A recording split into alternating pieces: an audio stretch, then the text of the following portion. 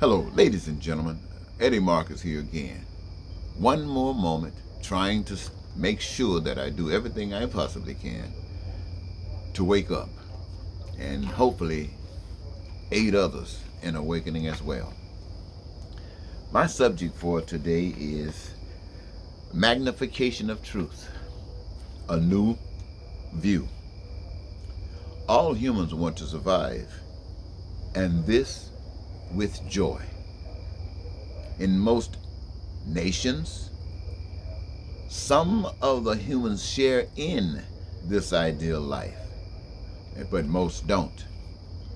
In my resident nation, every human wants to survive. Some of the humans share in this ideal life, but most don't. The reason that this hiccup in life occurs is due to the lack of knowledge and relation that humans have with truth. To the masses, God is like the imagined Santa Claus that comes once a year. Only God arrives at death. In the meanwhile, individuals having and sharing the same quest for life, but possessed by selfishness, themselves spread the falsehoods of their divinity, using the tools of selfishness, whatever it takes, which is division, superiority, entitlement, backed by lies, cheating, stealing, creating hate and racism, bigotry, poverty, crime, and violence, killings, murder, terror, and war, all in the name of selfishness, projected as acknowledgement by the invisible God of their divinity. Those that don't benefit from the divine replacement, the human master, the governments by individuals or dictators or democracies, etc. But those that don't benefit, they are labeled as inferiority complexes, misfits. Now, such a statement hides the deception and the fakeness of the human governments and the evil they truly represent. Nevertheless, pain and suffering, as exceptions of this failed system continues, it keeps the challenge before the PowerPoints to prove itself.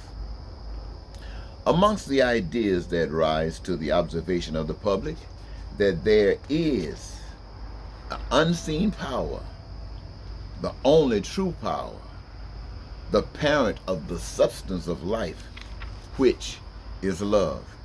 A magnetism that reaches out to all human creation and instills within each a natural lust of love, which translates that each is entitled to the necessary substance for survival, which includes, but not limited to, the best imaginable and translated into reality, including housing, food, clothing, education, and healthcare, and a joy for the role that each plays in the process of creating goods and services in such an abundance that no human suffers a lack of anything created by the hands of man, made from the resources supplied by an invisible God.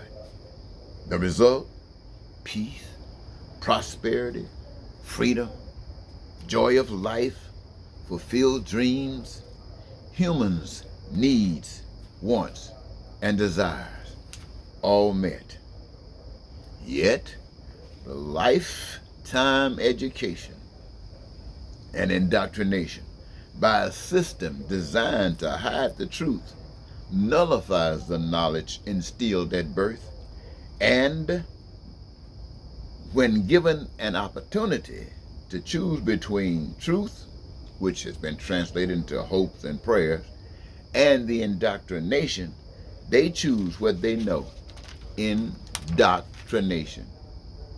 Those that came into existence as an advocacy for God, for truth, for love, have themselves found it more profitable to adhere to the principles of the indoctrination rather than that which requires faith as the substance of things hoped for, yet not present, but knowing that without the necessary work, faith becomes bondage to indoctrination. Faith becomes talk, no walk, and is dead. So rather than choosing their dream, most choose the hell. Now here is how the evaluation reflects. Number one, you have the fake God, the ungodly, the selfish ones. Then you got the believers. Now these believers offers as much goodness as ungodly permits. Remember that.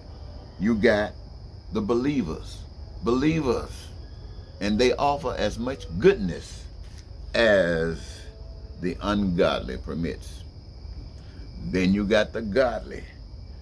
Now the godly are totally rejected by the system, and they are murdered to secure the fakeness and the failure of selfishness as the human God.